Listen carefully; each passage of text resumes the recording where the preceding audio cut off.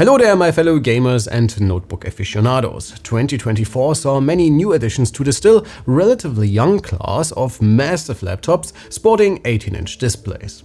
And the question really is, do these behemoths actually have a place in today's notebook landscape, or are you better off opting for a desktop right away? Or can you get a similar experience just with a slightly smaller 16-inch display? As it is so often the case with these questions, it depends. Most, if not all of the notebooks with this particular screen size are priced rather, well, let's say luxuriously, so I kind of understand the argument to go for a custom desktop right away because of the much better value proposition.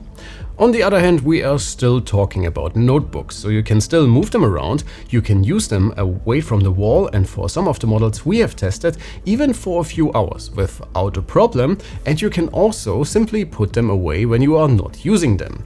Good luck trying this with your desktop, peripherals and monitor in a pinch. Which straight up takes us to the next point. These puppies are all-in-one packages. So you get your PC, of course, a keyboard, a mouse of sorts, or quite literally, with the MSI Titan for example, and a screen. And for most of my selection today, we are also talking about quite the visual experience, but more on that later. But do you really get a tremendously different experience compared to the more established 16-inch competition, considering we also have some great performing options there? If you ask me, yes. 2 inches does not sound like a lot, but both for work and games is just so much closer to a true desktop experience than anything around the 16-inch size.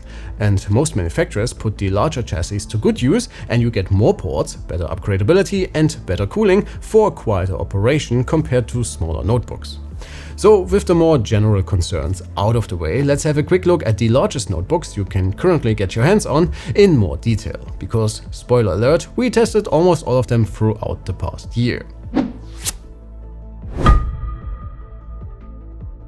I would like to put our contenders into two groups today, with the RAZER Blade 18 and the ROG Scar 18 being basically scaled up versions of their 16-inch counterparts, and their chassis just barely big enough to accommodate for the bigger displays, while they still offer the best overall mobility, with the RAZER being the most compact of our selection and the Scar offering the best runtimes. So if you plan to have a mobile big screen experience, these might be worth a second look. The second group would be the true desktop replacements in the form of the simply massive MSI Titan 18HX, the Alienware M18 and the Predator Helios 18. You could call them all-in-ones with battery rather than a laptop, and you will have a very hard time finding a backpack that can fit either one of these. But in addition to all the ports you could ask for, you can also load them up to the brim with RAM and storage, with the Alienware and the Titan sporting a total of 3 NVMe slots and the Titan being the only one sporting 4 SODIMM slots for some pretty bonkers RAM configs. I mean, our sample comes with 128 gigs of memory. So yeah, it might not be that interesting to you if you simply buy these for gaming, but when you rather need a somewhat mobile workstation, well, I guess it does not get a lot better than this one. By the way, stay tuned for our CES 2025 coverage. I would actually really like to edit all of our content on an 18-inch laptop as a sort of experiment. So let's see if I can make it work, and if I do, if I will regret my decision. All 18 inches basically share their core components, meaning we get 4090s across the board, combined with Intel's 2024 mobile flagship, the i9-14900HX. You can get most of them with 4080s as well, and the RAZER is also available with a 4070 if I remember correctly. Asus offers the Strix G18 with lower-end CPUs and GPUs as well if you simply want the large display without getting rid of one of your kidneys, and with the Helios Neo 18, Acer also has a slightly downgraded option on offer, but unfortunately we haven't tested those yet. Circling back to our high-end configs, all of our contenders usually top our performance ratings without a problem. Especially the Titan and the Alienware can make very good use of their larger chassis, while the RAZER has to make some compromises to allow for its thinner overall form factor. By the way, if you want more in-depth information about these absolute computing units, I have linked our written reviews and individual videos below. On the GPU side of things, we get a similar picture, with the Alienware and Titan easily sitting on top of almost everything. I also added the XMG Neo 17 into the mix. It might come with a smaller display, but when it comes to its overall form factor, it's not that far from the 18-inch competition. And very much like its 16-inch sibling, it performs very well and could be a great choice for the performance enthusiast. That would cover synthetics, but what about the real world? Benchmarks aside, I personally love this sort of big screen, somewhat mobile gaming experience. It just takes immersion to a whole new level, and with the beefy core components all of them have on offer, you also have the performance to run pretty much everything available right now. Most of the high-end 18 inches also offer G-Sync and HDR screens, which further add to a stellar time with all of your favorite games. Before we continue with our regular review, let's hear a quick word from our sponsor. Together with our German retail partner Notebooks Billiger, we looked back at the past 2 years and put together a list of our favorite creator notebooks sporting Nvidia's latest series of mobile RTX GPUs. With gorgeous displays sporting new OLED and mini LED tech, lots of RAM and storage for all of your creative projects, fast CPUs and unique form factors, these notebooks have you covered for all of your design work, video editing needs and even the most advanced CGI workflows. So if you are serious about getting stuff done, a dedicated 40 series GPU not only gets you quite a boost in raw computing power, but with deep software support across everything standard in the creative industry, all mobile GPUs, starting from the 4050 all the way up to the laptop RTX 4090, bring tremendous benefits to the table, not only accelerating almost everything you do, but for some workflows even enabling you to do things that are simply not possible or viable on other platforms. So please make sure to check out the full video and follow the links below for more information about Nvidia's Studio program, or get shopping right away with Notebooks Billiger's selection of available creator laptops. Speaking of displays, you should also keep this in mind, especially when going back to our desktop versus laptop argument from the beginning. Most of the 18 inches we have tested this year have mini LED displays which are simply stunning. The Titan, for example, is the only notebook betting on a 4K panel with a 120 Hz refresh rate. It's great for content creation and consumption alike with simply insane brightness, however it does miss G-Sync, which is a real bummer. The Scar 18, Predator Helios 18 and Blade 18 offer QHD Plus screens and super fast refresh rates. The RAZER, for example, goes up to 300 Hz. And all of them offer G-Sync for an even smoother gameplay experience.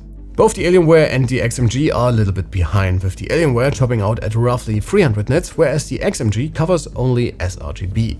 So how about our contenders individually? Again, I won't tell you which one is the best, since that will vary on your personal and subjective needs.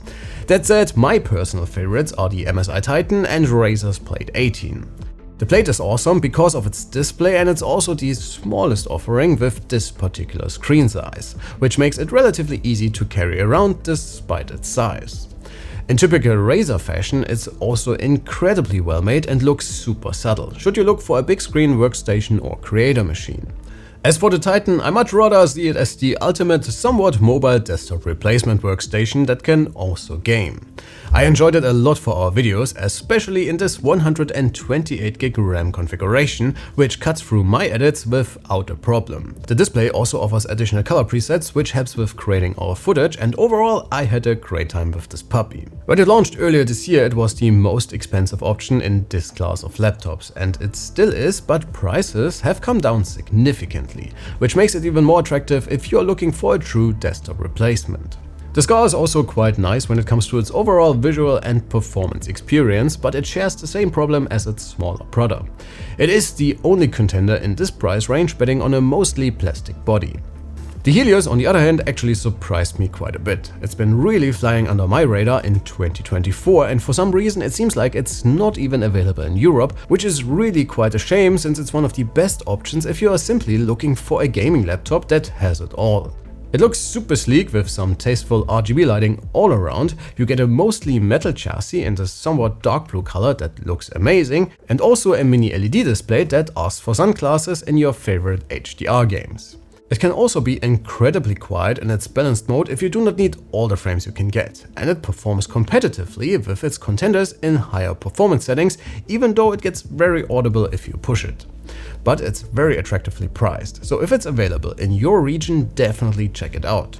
That leaves us with the Alienware M18 and the XMG. I like the M18 a lot, but there's no reason to mince words when it comes to its display. It's a good screen overall, but really lacks brightness, which is a shame since everything else about this one is amazing. It can be quiet with very decent power levels, even in balanced mode. The keyboard is very good, you get all the ports you would need for a desktop replacement, and I think it looks awesome. So if you plan to pair it with an external screen and mostly use it indoors, you should definitely not completely dismiss this beauty. As is typical for XMG, the Neo 17 is the workhorse for the performance enthusiast. It's a little reduced when it comes to features, and the mechanical keyboard is very clicky, but the chassis is very well made. You have the option for the external water cooler for even quieter operation, and if you do not care about a ton of RGB lighting or HDR screens, it's definitely a great option for a big screen laptop experience. But that should be it for today. As you may be able to tell, I'm a big fan of 18-inch laptops as a sort of hardcore laptop enthusiast. But I would of course like to hear what you have to say. Would you consider one of these? How would you use them? Or do you already own one? Let me know in the comments below. Again, we have a lot more info about all of them, both here on YouTube and on the website, especially if you are after raw data, since I wanted to focus more on the experience side of things today. As always, thanks a ton for watching, folks. Please leave a like and sub if you haven't already. My name is Alex, you have been absolutely fantastic, and I will see you all in the next one. Take care.